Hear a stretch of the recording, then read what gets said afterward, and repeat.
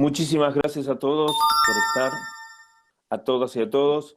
El Grupo Bulevares le da las muy buenas tardes, las muy buenas noches para esta segunda conferencia de nuestro ciclo El COVID-19, una mirada desde Córdoba.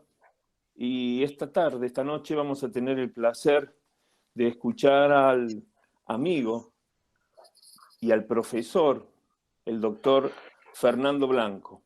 Su historial académico me exime de todo tipo de comentarios. Y la importancia de su trayectoria nos va a permitir ilustrar este difícil momento que nos toca vivir. Y digo esto porque el coronavirus, esta extraordinaria pandemia que nos involucra a todos, es la principal causa del cimbrón cultural, del choque emocional que cada uno de los hombres hoy nos enfrentamos. El antropólogo que contamos hoy nos va a ayudar a preguntarnos cómo transitar, cómo mirar el futuro, desde qué creencias, desde qué ideas vamos a poder caminar. Es muy importante hoy preguntarnos el lugar del hombre, el lugar de la mujer, el lugar de la sociedad. Y nada mejor que contar con un historiador, un antropólogo, que nos dé una mirada. Como nosotros decimos, no ha sido una tercera guerra mundial, no ha sido una crisis económica universal, ni una invasión extraterrestre, ni una guerra atómica, la que ha puesto en jaque todo nuestro sistema social, emocional y económico. Ha sido un virus, cuyas consecuencias aún no sabemos bien hasta dónde llegará. Lo cierto es que nada será lo mismo. Por eso está acá con nosotros el amigo y compañero Fernando Blanco. Bueno, un poco la idea era pensar todas estas cuestiones acerca de las creencias y las teorías que llamamos conspirativas en torno al coronavirus en particular. Esta epidemia mundial ha mostrado en una forma pública y un poco desconocida hasta ahora la gran cantidad de posturas y sobre todo de actuaciones, principalmente en contra de las medidas adoptadas por diferentes gobiernos en el marco de tratar de establecer medidas de salud pública. Ha demostrado una gran cantidad de teorías conspirativas, mucha desinformación, propaganda, y que muchos periodistas y algunos intelectuales piensan que erosionan la confianza pública y socavan la labor de los funcionarios, principalmente de salud, de manera que podrían profundizar los problemas que trae o que ha traído esta pandemia y perdurar después en el tiempo también. Acá lo que yo voy a presentar, voy a intentar desarrollar en unos pocos minutos, son las posturas acerca de cómo comprender estas, digamos, no digo movimientos porque no lo son, pero este tipo de posiciones que son muy diversas también. Aquí se han expuesto entonces algunas respuestas a estos discursos, tratando de relegar las ideas al espacio de las normalidades, principalmente, ya sean sociales o patológicas, pero sin tratar verdaderamente de comprender esas causas. Además de las teorías conspirativas, las teorías pseudocientíficas, se han sumado las movilizaciones políticas, también que contribuyen a construir o producir una suerte de caos en torno a cómo seguir las directrices de las administraciones con respecto al virus. Este fenómeno no es nacional solamente, es decir, no se ha dado en Argentina, sino que ha sido bastante extendido en muchos lugares del mundo, ¿no? Principalmente Estados Unidos, en Alemania también ha sido bastante fuerte, parece que en Francia o en España también. En el caso nuestro, principalmente está enfocado o ha sido focalizado, y también tiene que ver esto con los medios de comunicación, ha sido focalizado en la ciudad de Buenos Aires, digamos, como el principal punto donde se reúnen todos este tipo de actos que, como dije recién, son de una gran diversidad y que apuntan a cuestiones muy diferentes. Las teorías conspirativas no han surgido ahora, no son novedosas, sino que en realidad considero que se han ido adecuando a esta experiencia nueva, de esta enfermedad nueva y de medidas absolutamente novedosas también. Sin embargo, lo que en general se plantea con respecto a este tipo de ideas no buscan considerar la conformación de las mismas, cómo es que se producen estas creencias y estas teorías, sino que en realidad generalmente se trata de descalificarlas. Esto me parece que también es un problema, o se puede traducir en un problema político. Vamos a tratar de ir poniendo en cuestión, por ejemplo, estas cosas. Tomo el ejemplo de Leandro Santoro, que es legislador porteño y asesor del presidente Fernández. Y él en varias oportunidades, en diversos medios, ha tratado de realizar una clasificación, una taxonomía de estos denominados, un poco simplificadamente y demasiado genéricamente, anticuarentena. Entonces él establece 4 tipos, digamos, los que están en contra. Digamos, el primero serían los que están desesperados por la cuestión económica, por el problema de trabajo, con lo cual se les da automáticamente la razón de por qué están en contra de la cuarentena. Segundo, los que están incómodos por el encierro y sus implicancias, con los cuales también, a los cuales también se les puede justificar el motivo. Tercero, los que están en contra del gobierno, que tendrían también sus razones o motivos. Y el cuarto punto son lo que dicen los estúpidos, que consideran que el virus o la pandemia no existe. Entonces aquí tenemos un problema. Este tipo de clasificaciones, digamos, obedece a la búsqueda de la comprensión de las acciones de las personas y de las movilizaciones. Por otra parte, entiende que habría una serie de actores racionales, mientras que el último grupo serían no solamente los irracionales, sino los que, o aquellos que están en un nivel inferior al resto. Es decir, que no tendrían motivos verdaderos, o mejor dicho, no tendrían razones verdaderas, o por lo menos valederas, perdón. Este último grupo son los irracionales o anormales patológicos. Entonces, este tipo de tipificaciones, obviamente que nos ayudan a desentrañar ese movimiento, dadas las mismas características que realiza este legislador para tratar de establecer esa tipificación.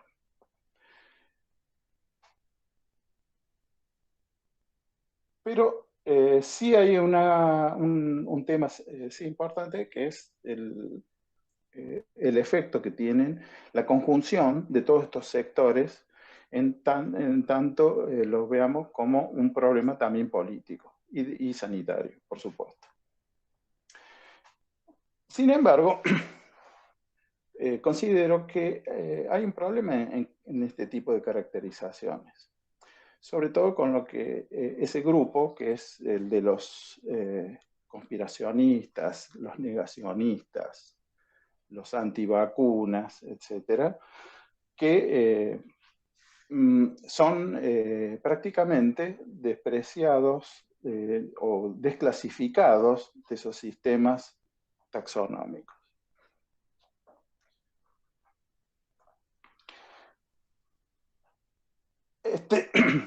Este asunto, entonces, puede tener en el plano discursivo argumentaciones que tienden a socavar la legitimidad de la ciencia.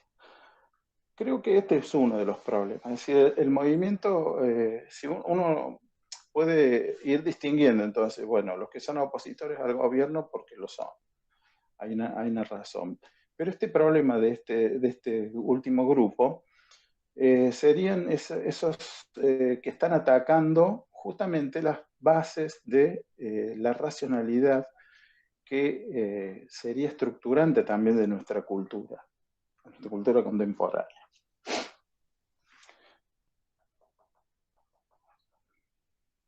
Dentro de este grupo, uno puede entender, yo le llamo este partido conspiracionista. Hay una gran cantidad también de líneas internas, podremos pensar. Hay algunos que consideran que hay poderes mundiales ocultos que exceden a los gobiernos nacionales, que están sometidos a estos designios. Por ejemplo, el del Estado profundo,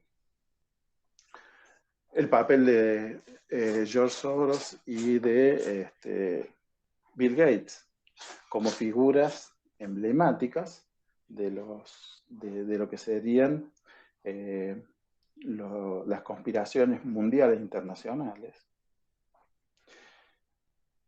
que principalmente se dan a través de sus fundaciones y cuyo verdadero fin es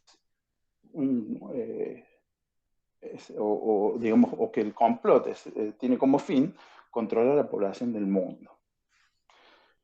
También existen algunos que están más cerca de los estudios o de los análisis acerca de las tecnologías. Por ejemplo, el tema, como se ha propagado justamente durante el coronavirus, de lo que sería el 5G, que obviamente que es un desarrollo tecnológico que apunta a aumentar la posibilidad de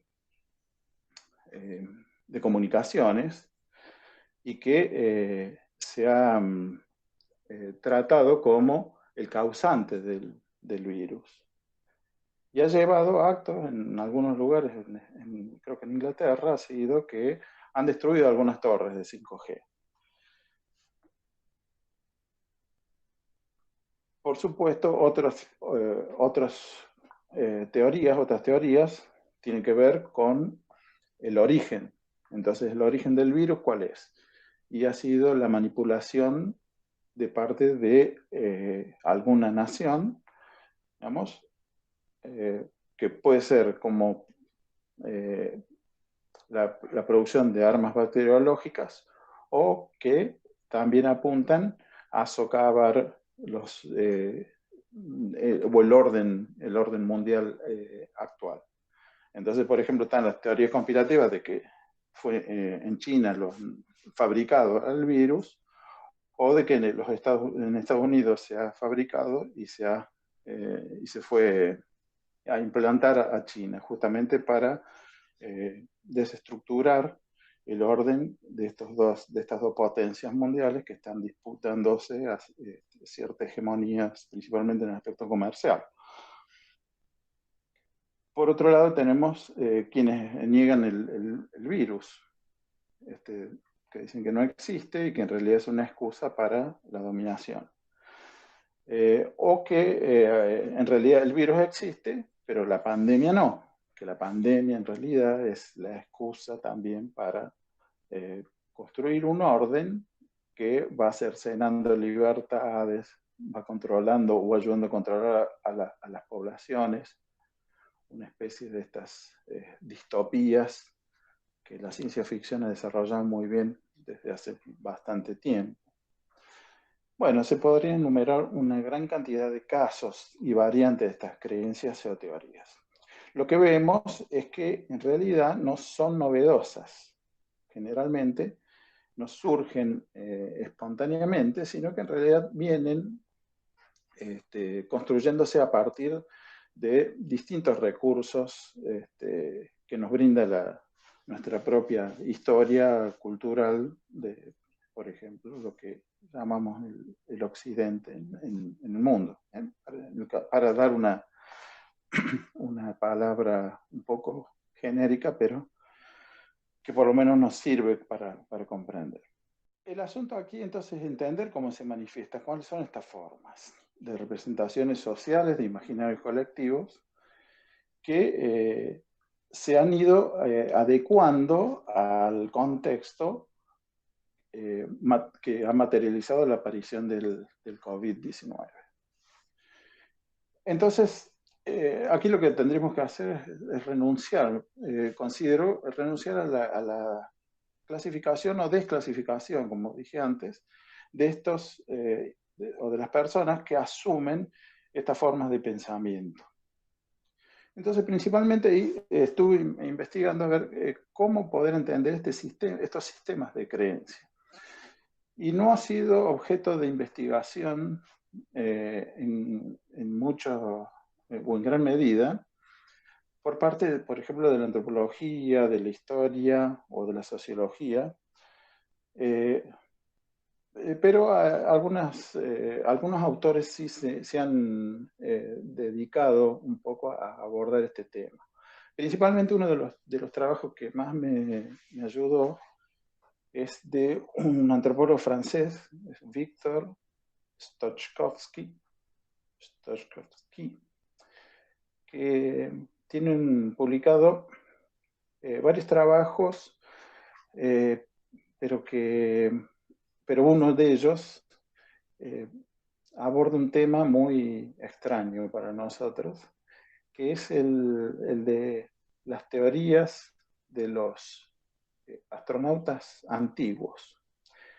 Lo que nosotros conocemos, los libros de Erich von Däniken, suizo, que a fines de los 60 se hizo muy conocido y ha tenido un impacto muy grande, y que es el que elaboró la teoría de que las civilizaciones antiguas fueron producto de seres extraterrestres. Entonces, bueno, el trabajo es muy interesante porque no solamente investiga el origen y las creencias, sino que en realidad lo que hace es también poner en cuestión ciertas afirmaciones que nosotros consideramos como dadas también, como certeras, ¿no? Entonces, lo que analiza este autor es, por un lado, las genealogías de estas teorías de los astronautas, de los extraterrestres fundadores de la cultura humana, y cuáles son, por dónde abreva, ¿no? Por dónde viene todo ello. Es decir, cómo se ha configurado ese tipo de cosas. Es decir, que no son temas o ideas que se le han ocurrido solamente a este autor, sino que en realidad hay toda una serie de influencias que van desde la literatura también. Es decir, la ciencia ficción también ha colaborado en ese tipo de construcciones de pensamiento. Pero a mí me ha servido para pensar un poco este asunto de los negacionistas, los conspiracionistas, porque hay lógicas que son comunes a todos estos grupos. Una de las formas, entonces habíamos mencionado anteriormente, una de las formas es calificar a quienes adhieren a estas teorías y obviamente a quienes las elaboran como un problema de tipo patológico. Y esto tiene que ver también un poco con cómo se considera a lo social, cómo es pensada nuestra cultura principalmente. Es decir, nuestra cultura, actualmente la cultura de países como Argentina, o de sociedades, mejor dicho, como Argentina, están imbuidas de lo que podríamos hablar de cientificidad. Es decir, nuestras culturas actualmente son culturas científicas. ¿En qué sentido? En el sentido que la ciencia es lo que nos ordena de alguna forma, es lo que nos estructura. Pero si uno se pone a pensar un poco más profundamente, también uno puede pensar que insistiendo en el caso nacional nuestro, también es una cultura con un fuerte contenido religioso. Sí, sin duda que hay elementos, principalmente del cristianismo, que están presentes y estructuran también a muchas de nuestras formas culturales. Entonces, una de las actitudes que se puede tener con respecto a estos conspiracionistas, negacionistas, es relegarlos, decíamos, desclasificarlos. Estos son locos, estos tienen un problema mental, o son irracionales, o tienen un grado inferior con respecto a la actividad mental. Y bueno, eso es la forma más fácil, diríamos, absoluta, que barremos a todas estas ideas a partir de qué? De tratarlas de absurdas, de denigrarlas, digamos, a partir de los insultos y obviamente de no tomar ninguna cuestión en serio. Entonces, pero ¿cuál es el asunto también? Que en realidad todas estas teorías conspiracionistas y quienes han ido, algunos de los quienes la llevan a cabo, en realidad son personas, entre comillas, normales. Sí, no hay ningún problema, digamos, con estas individuos, con estas personas.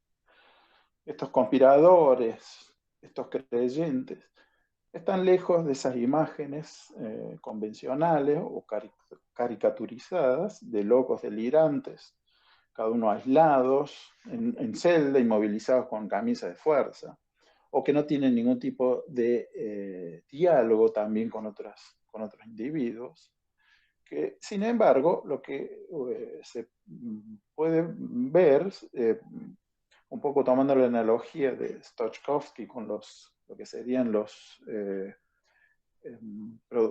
productores de estas teorías de los extraterrestres, es que en general estos locos, diríamos, estos presuntos locos forman verdaderas comunidades de autores que leen, que discuten, que se citan, que tienen maestros o que buscan referentes,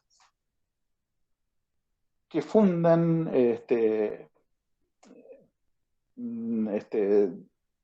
no diríamos escuelas, pero sí fundan algunos tipos de reuniones, que dan conferencias, etc.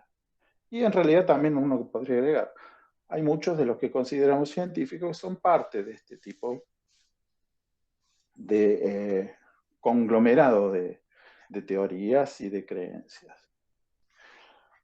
Y aquí el problema entonces es en términos de lo que la psicología o de cómo la psicología ha ido abordando también. La psicología y la psiquiatría también ha ido abordando estos temas. Y el tema de la irracionalidad. Entonces, lo que hay es es decir, ¿cuál es el inconveniente acá? Es que partimos de una idea, que lo racional está asociado directamente con la ciencia, mientras que lo irracional sería todo pensamiento no científico, o que va en contra de la ciencia. Y en realidad aquí también hay problemas, ¿no? Ahora no se puede entrar mucho en este tipo de debate porque es bastante complejo, pero en realidad lo que podemos pensar es que los seres humanos y nuestras culturas se expresan racionalidades y también lo que podríamos pensar irracionalidades. Es decir, que todos los seres humanos nos movemos muchas veces entre esos dos aspectos que académicamente los establecemos como oposiciones, ¿no? Como dos formas antagónicas de comprender el mundo. Yo recuerdo así los debates, por ejemplo, en la antropología, los debates acerca de la racionalidad, que tiene mucho que ver también con algunas filosofías, y que recuerdo con los debates donde se involucraba Evans Pritchard, un investigador africanista, que estudiaba las costumbres de unos grupos de los Asande en África sí, es casi central, cerca de Sudán, la zona actualmente de Sudán, que analizaba, este antropólogo Pritchard analizaba cómo comprendían estas sociedades, estos Asande, cómo comprendían determinados hechos. Entonces, por ejemplo, un hecho casual, ¿cuál era? Había un granero que tenían estos individuos, se desploma. Y abajo del granero estaban algunos individuos. Entonces, ¿cuál es la teoría que elaboraban estos africanos con respecto a ese desmoronamiento? Y que había habido brujería, que había un hecho de brujería, había hecho que se cayera el granero. Sin embargo, dice Pritchard, sabían, en realidad, que habían sido las termitas los que habían socavado las bases del granero. Entonces, ¿cómo es esta forma de entender ese hecho? ¿Cómo lo calificamos? ¿Es un sistema, es una forma racional o irracional? Y en realidad hay racionalidad. ¿Por qué? Porque en realidad la brujería, ¿qué explica? Explica hechos que para nosotros serían casuales. ¿Cuáles serían? Y bueno, que justamente en ese momento estaban sentados, cobijándose en el granero a algunos de estos individuos. Y eso para nosotros implicaría que no hay ningún tipo de argumentación, de comprensión de ese momento. Entonces, para la conjunción de ese tipo de... y además, por ejemplo, que estaban resguardándose del sol y del calor. Entonces, ese tipo de eventos que para nosotros son producto de la casualidad y de la acción de unos animales como las termitas, no tienen ningún tipo de explicación. ¿Se entiende? Hay una ausencia ahí de explicación. ¿Por qué? Porque, bueno, es la casualidad, es lo que sucede. Sin embargo, estos individuos lo que necesitan es darle un sentido a ese tipo de cosas. Entonces el sentido se lo dan a través de ¿qué? De un hecho de brujería. O por ejemplo, la lluvia. Para ellos la lluvia es el producto de un ritual humano. Entonces uno le puede explicar que en realidad la lluvia es un proceso físico-químico natural. Pero bueno, no lo van a entender así, o no les va a interesar en realidad así. ¿Por qué? Porque les da sentido a sus propias formas de cultura. Entonces, lo que quiere decir Evans Pritchard con este tipo de cosas, y de ahí intervienen otros filósofos y otros autores, es el problema de la racionalidad. Estos individuos africanos, ¿son irracionales por pensar como piensan? No, sino que aplican un tipo de racionalidad. Esto es un poco lo que sucede en el caso de estas creencias modernas y, entre comillas, occidentales.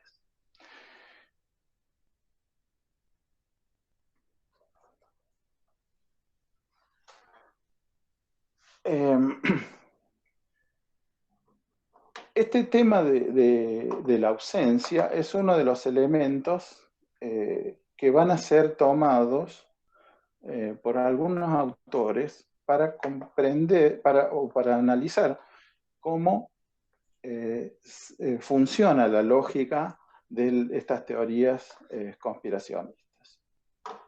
Yo he estado leyendo muchas cosas porque están a partir de los medios, ¿no? Y de las redes actualmente, aparece mucha información, o desinformación, si queremos decirle, pero que en realidad, cuando uno se pone a investigar un poco sin mucho prejuicio, entiende que hay una lógica dentro de estas concepciones.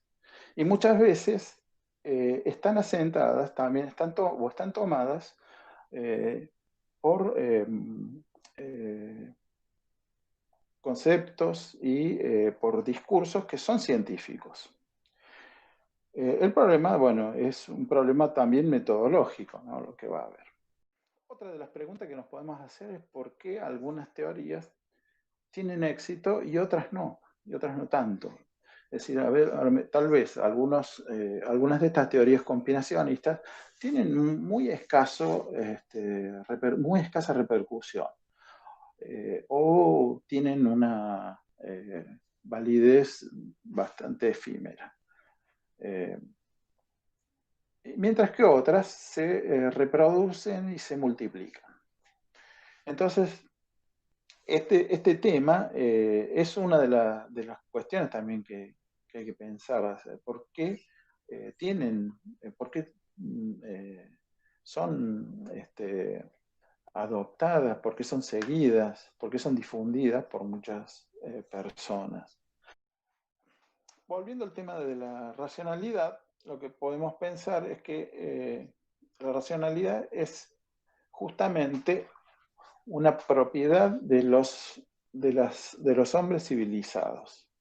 ¿No es cierto? Que en la historia de las ideas principalmente ha sido producto del desarrollo de lo que nosotros conocemos ahora como el conocimiento científico, principalmente, de la filosofía también, ¿no? No te voy a dejar afuera.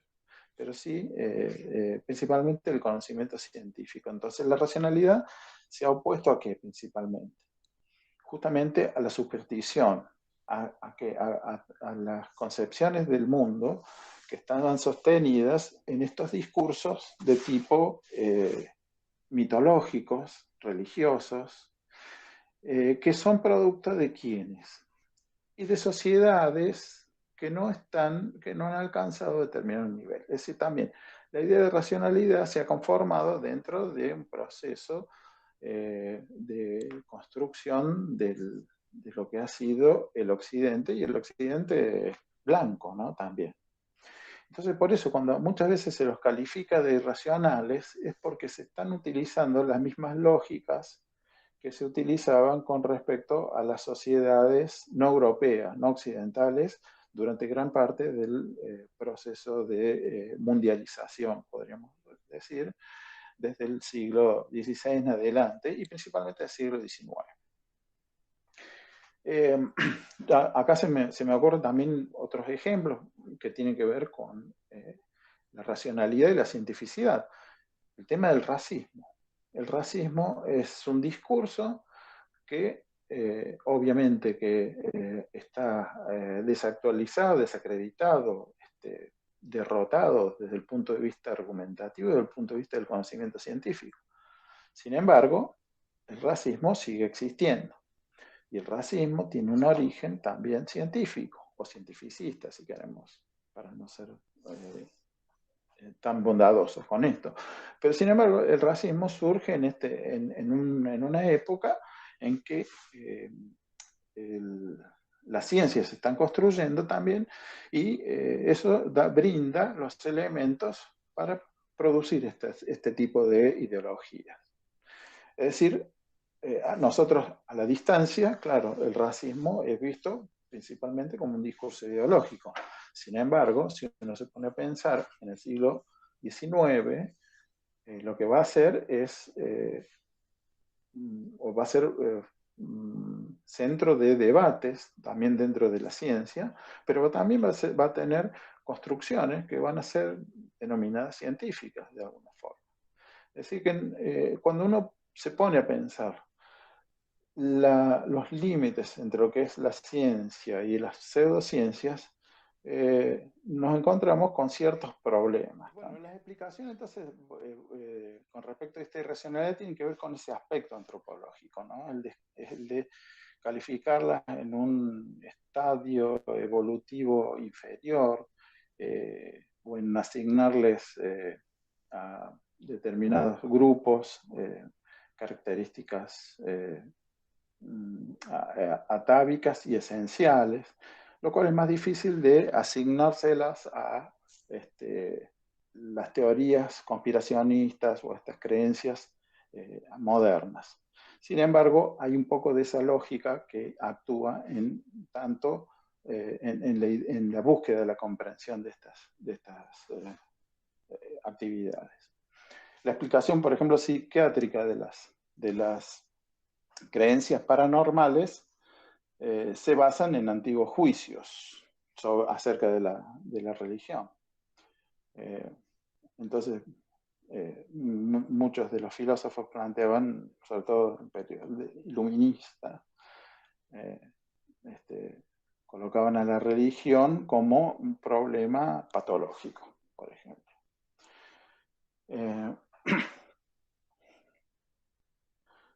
Y esto también tiene que ver un poco con acerca de cómo es la construcción del diálogo dentro de esta sociedad, de nuestras sociedades modernas. Es decir, quien no está muy de acuerdo con nuestras ideas, o con las ideas que prevalecen de alguna forma, tienen o se las caracteriza como anormales, patológicas, etc. Eso lo podemos ver, digamos. Entonces, en estas creencias, los tipos que niegan el virus y están locos, merecen ir a un asilo. Pero el problema también es los individuos que cuestionan el capitalismo. Esos también son unos rojos zurdos que también merecen ir a un asilo. Digamos, porque finalmente lo que está primando es esa lógica de exclusión. No de tratar de comprender las diferencias, de comprender el otro, sino en realidad de colocarlo en posiciones de inferioridad en distintos ámbitos. Hay unas teorías que estuve también accediendo ahora que me parece que tienen alguna dudosa credibilidad, pero bueno, funciona, que es el efecto Dunning-Kruger. Dice, ¿por qué mucha gente opina de todo sin tener idea? Y que además cree que tiene más ideas, o que son más consistentes sus ideas que las de los otros, ¿no? Entonces es una especie de... no es un síndrome, pero es un aspecto de la conducta humana, ¿no? Y hay algunas experiencias que se realizan en torno a ello.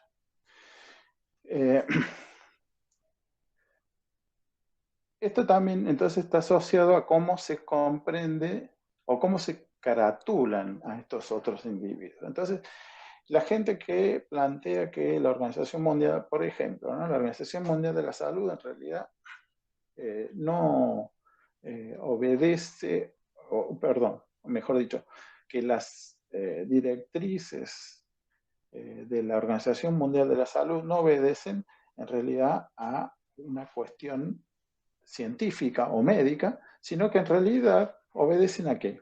Y a los intereses farmacéuticos principalmente. Pensar que en realidad desde hace un tiempo la Organización Mundial de la Salud ha sido o es financiada principalmente por laboratorios o por fundaciones, como el caso de Bill Gates, ¿no? Que ahí es donde interviene o donde va a aparecer también Bill Gates. Uno se pone a pensar, bueno, que podría haber algo también atrás de ello. Pero acá está, bueno, es la idea de la conspiración, ¿no? Permanente, digamos, y de la conspiración profunda. ¿Qué queremos decir?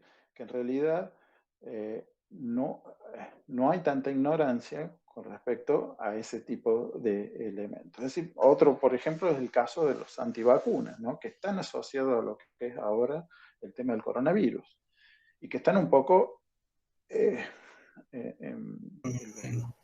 individuos que asumen esta perspectiva están un poco en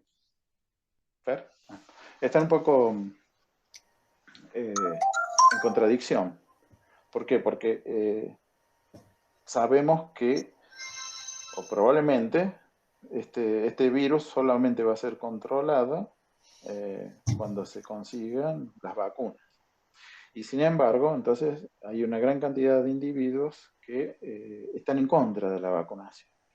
Y aquí también hay otro problema, ¿no? De cómo caracterizamos, ¿no?, ese tipo de movimiento. Entonces, por ejemplo, las teorías de los antivacunas no son tampoco homogéneas. ¿Por qué? Porque no hay en realidad una centralización de esto, no hay un discurso elaborado únicamente, sino que hay diferentes percepciones, y muchas de las cuales tienen un poco que ver con elementos verdaderos, ¿no? o que ocurren en la realidad. El movimiento antivacunas uno lo puede pensar que es moderno, y sin embargo es bastante antiguo. Surge desde el mismo momento en que empiezan a aparecer las vacunas en las sociedades modernas. Es decir, cuando Jenner es el que comienza a experimentar con las vacunaciones contra la viruela, al mismo tiempo va a surgir un movimiento muy fuerte que se va a ir extendiendo a lo largo del tiempo, ¿no? Y que ahora continúa con respecto a otro tipo de enfermedades y la posibilidad de combatirlos a través de la vacunación. Digo, ahora están hay un problema, porque entonces lo que estamos esperando la mayor parte de la gente es la vacuna contra el coronavirus, ¿no? Que no tiene el grado de letalidad de otras enfermedades, pero que nos ha desestructurado absolutamente la cotidianeidad en gran parte del mundo. Entonces, lo que estamos planteando aquí es que no hay tampoco necesariamente ignorancia, ¿no? Con respecto a quienes desarrollan algunas teorías, algunas de estas concepciones. Muchas veces también las manifestamos, las consideramos como paranoicas. ¿Cuáles son los problemas entonces que nos traen estas creencias y estas teorías de la conspiración? Lo que ponen en cuestión muchas de estas teorías es, por un lado, un problema del conocimiento científico, y por otro lado, un problema que tiene que ver con la cuestión política, ¿no? Y obviamente esto afecta a aquellos individuos que están, diríamos, normalizados dentro de una cultura determinada o dentro de las culturas determinadas. Las teorías conspirativas sirven ¿para qué? Entonces, y es un problema pensar a dónde apunten y a quién sirven. Sin duda que justamente al carecer de cierta sistematicidad, lo que nos provoca es desazón en algunos aspectos, y que muchas veces llevan a movilizar políticamente hacia espacios o hacia lugares que nos alteran también el orden de ciertas administraciones, en principio.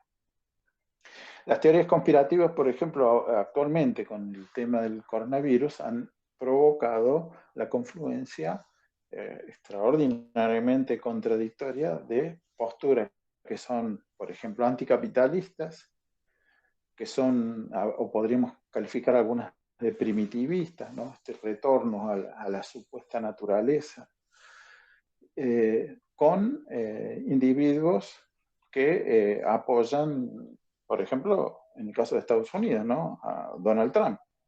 Es una cosa muy, muy extraña estas confluencias que en otro sentido también serían bastante contradictorias. Entonces, las teorías conspirativas y este tipo de creencias tienen una lógica que justamente es la que diferencia de las teorías científicas. Las teorías científicas,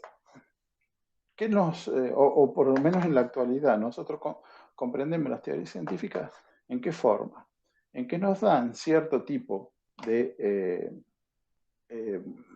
verosimilitudes, de veracidades, y que en algunos aspectos son provisionales también. Es decir, mucho del conocimiento científico está sostenido en hipótesis, que todavía no son, o en teorías, ¿no es cierto?, que todavía no son comprobadas. Y esto es justamente un problema para quienes necesitan, tal vez, algún tipo de asidero mayor.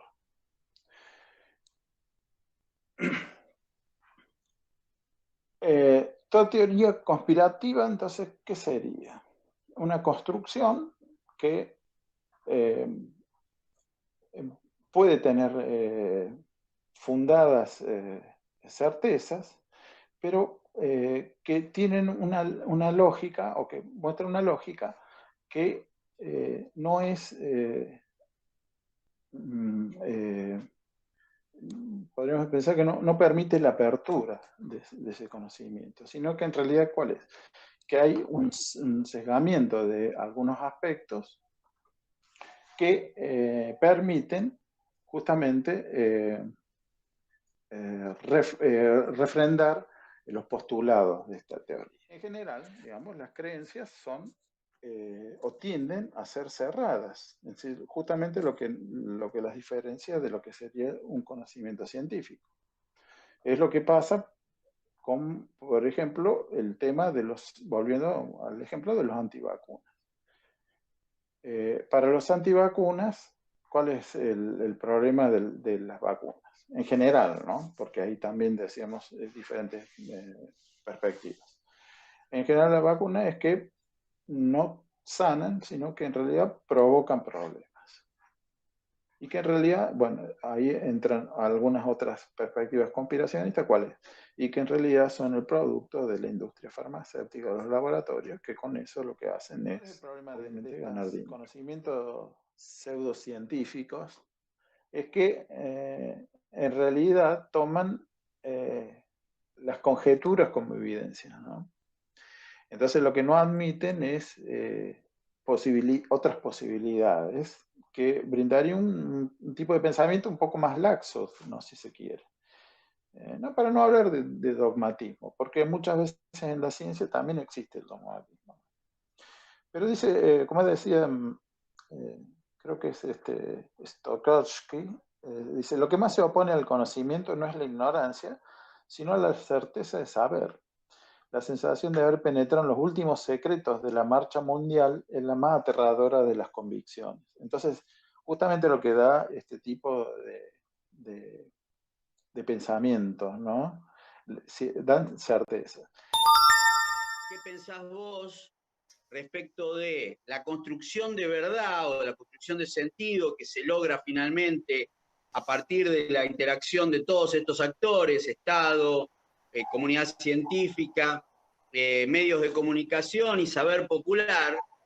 ¿Cuál es qué síntesis final suponés que se logra, no tan solo en la Argentina, sino a nivel mundial, respecto de la importancia o la implicancia mejor dicho, la implicancia que los efectos actuales y posteriores de la pandemia van a tener en la reconstrucción de un nuevo saber, de una nueva forma de asimilar el mundo, de una nueva manera de organizarse y de encontrarse en términos colectivos? ¿Qué pensás al respecto de esto? Bueno, ahí, yendo a lo que preguntaba, ¿no? Creo que ese es un problema, digamos, que vivimos o tenemos una concepciones acerca de la ciencia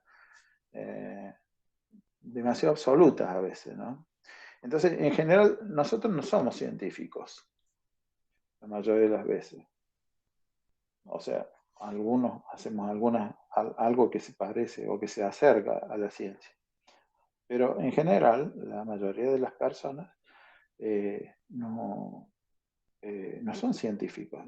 Sin embargo, tomamos la ciencia como el paradigma, ¿no? de cómo ordenar la cultura. Entonces ahí es lo que decía, lo que me preguntaba Marco.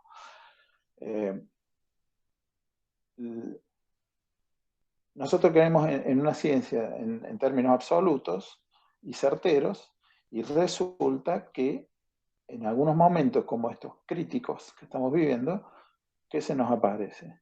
Que no hay justamente ni certezas, ni soluciones rápidas, ni soluciones efectivas, y eso también provoca problemas a la gente. ¿Por qué? Porque si esto es lo que nos salva, lo que nos ayuda a seguir estando en el mundo, y en realidad lo que vemos es que no pasa eso. Entonces todas estas vacilaciones, contradicciones que se han ido demostrando desde el punto de vista médico, resultan en cierta medida o tienen una carga negativa para muchos individuos, ¿no? Porque provocan una serie de angustias, ansiedades, etc. Ahora bien, ¿qué es lo que puede pasar? Y lo que podremos pensar, no sé, es muy complicada las cosas. Hay algunos, por ejemplo en Argentina, ¿no? Tenemos, ¿cómo se llama? Fabricio Bellini, que están en grupos de divulgadores de la ciencia. Que lo que él plantea, bueno, que la circulación de ideas falsas en las redes destruye rápidamente lo que cuesta muchísimo desde el punto de vista de la divulgación de un conocimiento científico. Entonces hay que volver a remar todo eso. Yo creo, me parece que puede ser eso, un elemento importante, digamos, pero me parece que no va a ser suficiente, ¿no? Yo creo que no se solucionan las cosas solamente con información adecuada, con educación adecuada.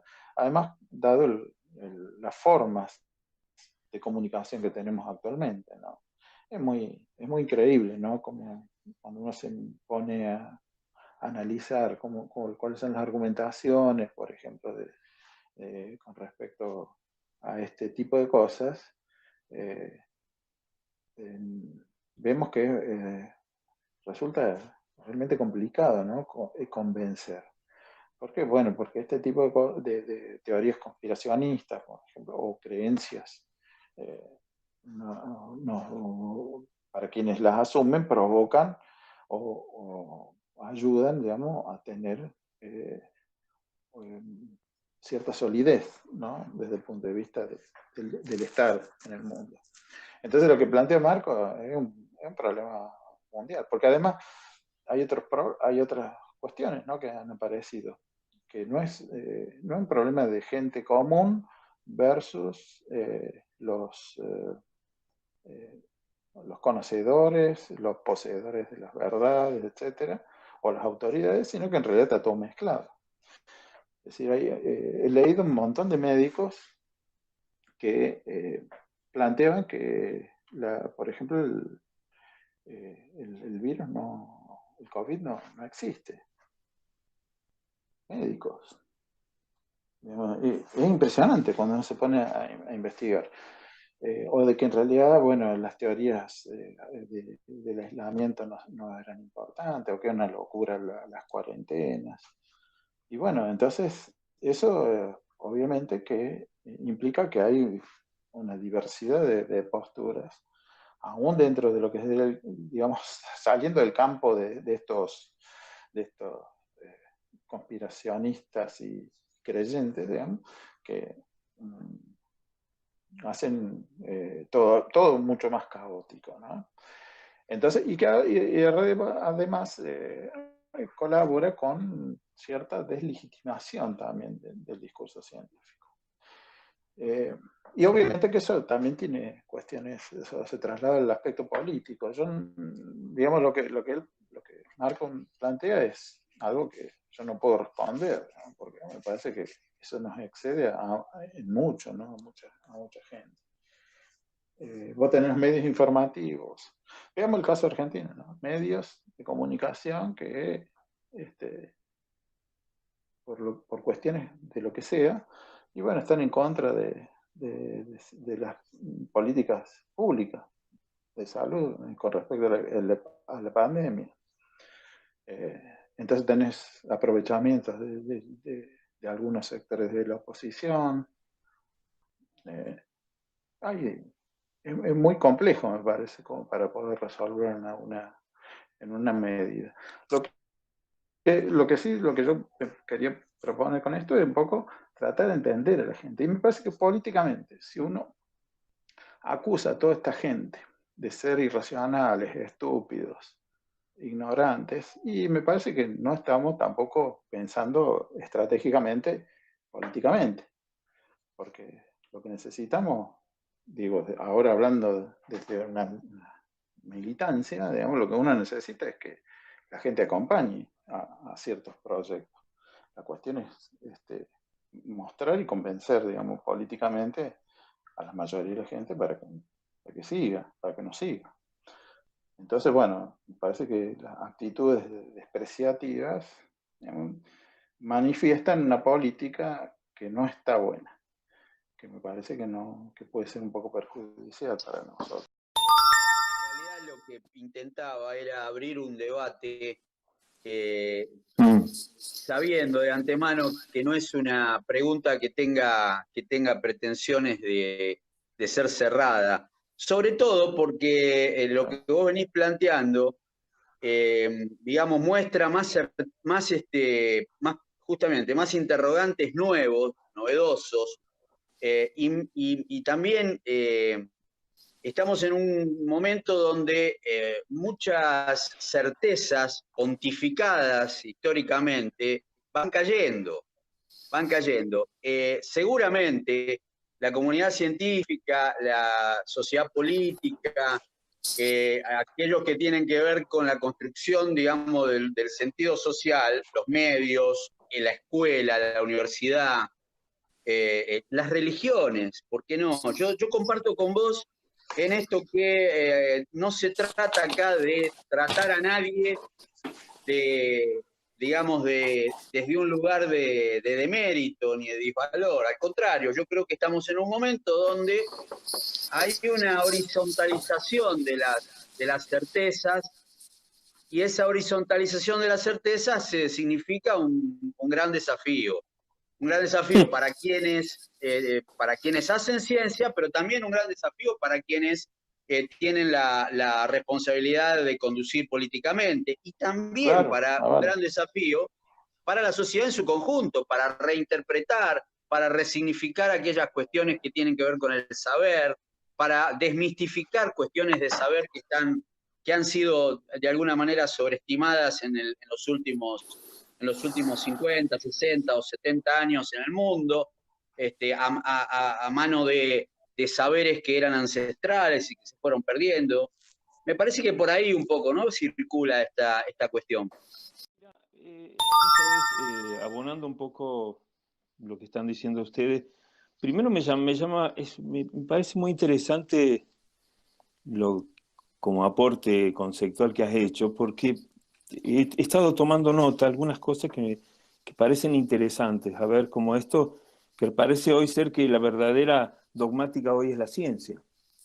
Es decir, así como en algún momento la ciencia descalificó al mito, o aquellas teorías irracionales, entre comillas siempre, hoy la ciencia descalifica, porque vos bien lo dijiste, no son racionales, los anti esto, no vale la pena pensarlo. Y realmente es interesante ese, y como dijiste vos, la mayoría de estas personas son seres comunes, incluso hay profesionales, es decir, que han pasado por los claustros, con la rigidez de los claustros universitarios y algún tipo de saberes socialmente adquiridos y legitimados los tienen. Pero es también interesante esto que vos decís y yo lo vivencio así, al fin parece ser que hay un gran miedo a eso que no se sabe, ¿no? Bertrand Russell decía, allí donde no hay certeza hay filosofía, ¿no? Un poco para decir que él decía que la filosofía en una primera instancia era lo precognitivo a la ciencia. Cuando teníamos certeza, teníamos ciencia.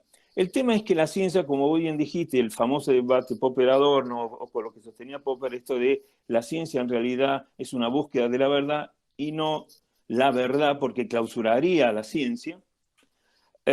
Y como vos bien puntualizaste, la gente necesita algún tipo de certeza para vivir. Es decir, cuando las personas de África Central decían por qué se cayó y mató a ese grupo de personas, ese hecho casual, vos decías, fue los espíritus que realizaron eso, donde tienen una certeza y le da sentido a ese evento y a ese suceso. Cuando hoy nos dijeron a partir de diciembre que se escapó el virus, o no se escapó, que fue el famoso mamífero, el murciélago, que llegó y que hoy está puesto en duda, como también está puesto en duda si es artificial o no es artificial. Es decir, hay teorías interesantísimas de sujetos muy sesudos que dicen, mira, esto no es lo que nos están diciendo, y como bien dice Marco, hay una horizontalidad de saberes que están pugnando, ¿no? Y en el medio de todo esto, es decir, nos encontramos nosotros sin certezas y que no alcanzan con descalificar, por ejemplo, a los antivacunas cuando tenés pruebas de que algunas personas han sido afectadas por algunos saberes científicos. Me parece entonces muy a mí interesante, porque el gran problema acá, y creo que sí lo percibe Santoro, es que los antisistemas cuestionan la legitimidad. Es decir, ¿qué le da legitimidad al sistema? A este sistema de creencia que, como para tomar una proposición de Marco, le da sentido, donde la política en algún momento tendrá que tener la capacidad para volver a darle sentido, porque hoy, en este universo donde no hay legitimidad, la política no puede dar legitimidad. Y es un problema serio. Y a partir de ahí decir, ¿cómo nos vamos a constituir como una sociedad de aquí hacia adelante? Y vos bien lo dijiste, en esta nueva anormalidad. Es decir, ¿cuál es la normalidad ya? Es decir, hay muchos cuestionamientos. La verdad, eso quería aportar a este sinnúmero de preguntas e interrogantes que has planteado, Fernando. Un problema, esta cuestión, por ejemplo, recordaba ahora algunos carteles hay en las manifestaciones en Plaza de Mayo, la dictadura, y el documento ese, ¿no? La infodictadura, ¿cómo era? Entonces, acusando a los científicos, ¿no? Entonces los científicos son los que nos mandan y los que están provocando este desastre, supuestamente. Entonces ese tipo de discurso sirve también para deslegitimar. Fíjate que, o fíjense a todos los compañeros, les quiero decir, que De alguna manera, algunas de las cuestiones que plantean los llamados conspiradores que defienden corrientes conspirativas, frente a la realidad, para decirlo de una manera que no es exacta, pero que es la única palabra que todavía más o menos subsiste como simbólico de que algo ocurre de una manera determinada y todos lo podemos percibir, ¿verdad? Podría ser una definición actual de realidad. Fíjense que quienes conspiran o quienes hacen planteos conspirativos están teniendo razón en algunas cuestiones. Es muy interesante observar cómo esto planteado desde distintos sectores, que hay una suerte de gran hermano que despliega la matrix de control y demás, en alguna medida, y como consecuencia de el proceso de la pandemia en su totalidad, y de las cuarentenas y de las decisiones políticas que se fueron tomando en el mundo, y también de la aceptación provocada por el miedo, porque es un disvalor que hay que poner en juego, el miedo, de cada uno de nosotros que hemos adaptado, reconstruido nuestra manera de vincularnos con el mundo, estas teorías conspirativas se han corrido a un centro, si no quieren a un centro, a una lateralidad cercana, a un centro donde la luz les está empezando a dar, ¿no? Digo, qué interesante también poder pensar esto, para poder pensar también las estrategias de comunicación desde la ciencia y desde la política, para que, como bien vos decías, Fernando, y yo comparto con vos, lejos de tratarlos de estúpidos, poder pensar de qué manera estos sectores, de alguna forma, constituyen la discusión, ¿no? Integran el sector más amplio en todo sentido de la discusión por esta nueva realidad de la cual todo el mundo habla y nadie puede definir exactamente a qué se refiere. También yo pensaba, por ejemplo, el tema de la irracionalidad, ¿no? Entonces, estos individuos son irracionales porque creen en esas teorías. Pero si uno amplía la cosa, entonces irracionales son los creyentes religiosos, porque creen cosas que no tienen nada que ver con el discurso científico, ¿no? Y bueno, y ahí tenemos problemas, entonces también, porque son formas, digamos, de construir las diferencias, en realidad. Eso es lo que plantea, por eso lo planteaba este antropólogo francés, ¿no? Que tiene experiencia en ese tipo en esa perspectiva. Quisiera, pequeñísimo aporte. Ahí Marco recataba la figura del gran hermano, ¿no? Como que algunos de los cuestionamientos, por lo menos así lo he entendido yo, es que es como que la pandemia habilita a un gran control sobre nuestras vidas, sobre nuestras acciones, ¿no? Y es una cuestión más bien anecdótica que me surgió precisamente ayer que tuve que ir a firmar unos papeles a un condominio cerrado, pero cuando llegábamos a todos nos tomaban la temperatura. Lo que nos tomaba la temperatura era una empresa privada. Nadie se resistía que le toma a nadie, que decir, che, me están violando. Y yo le dije al que vivía ahí, le digo, ¿y qué pasa si tenés fiebre? Le digo, si vivía acá y tenés fiebre, le digo, ¿qué es lo que ocurre? Porque, ¿para qué te están tomando la temperatura? Ah, no, tenés que hacer la cuarentena. O sea, digo, ahí me parece que, digo, pregunto, ¿el problema es que haya un gran hermano o quién hace de gran hermano? Digo, si lo hace el sector privado, ¿no parece tan preocupante como si lo hace el Estado? Sí, claro, pero porque hay una concepción ahí también de Estado.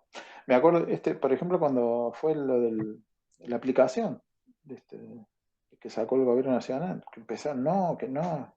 Y resulta que vos tenés Google y tenés un teléfono celular y saben por dónde andar. Saben lo que comprar, lo que no. Y el Estado mismo te tiene. Digamos, vos entras al Banco Central y ahí ves cómo está tu situación financiera. Entras a la FIP y ahí ves y cualquiera y está todo tu dato ahí. Entonces, por un lado hay ya un control muy grande, ¿no?, del individuo. Y por otro lado, me parece que está esta idea de que el Estado es el problema. Me parece que es muy interesante una idea que vos que lo dijiste al pasar y muy potente, que la negación de legitimidad, esta negación ontológica de estos grupos, a estas posturas, también te plantea cómo vivir en la diversidad, y más en un tiempo de horizontalidad, ¿no? Eso es interesante hacia futuro, porque no basta con sacarlo fuera de la historia, ¿no? A estos, yo no llamaría conspirativos, porque la conspiración supone un grupo de personas que quieren ocupar el lugar de los otros, ¿no? Y algunos de ellos son interpelativos, nada más, ¿no? Están en desacuerdo, ¿no? Conspiracionistas, en realidad es más adecuado. Así que me parece... teoría de la... exacto, ¿no? Así que, bueno, si no hay más preguntas o quiere agregar algo, profesor, que ha sido muy ilustrativo, vamos a, entonces, primero agradecerle su tiempo, realmente ha sido muy, muy sustancioso, los aportes de todos los compañeros también, y al mismo tiempo dejamos abierta la invitación para la próxima conferencia, bajo el mismo formato.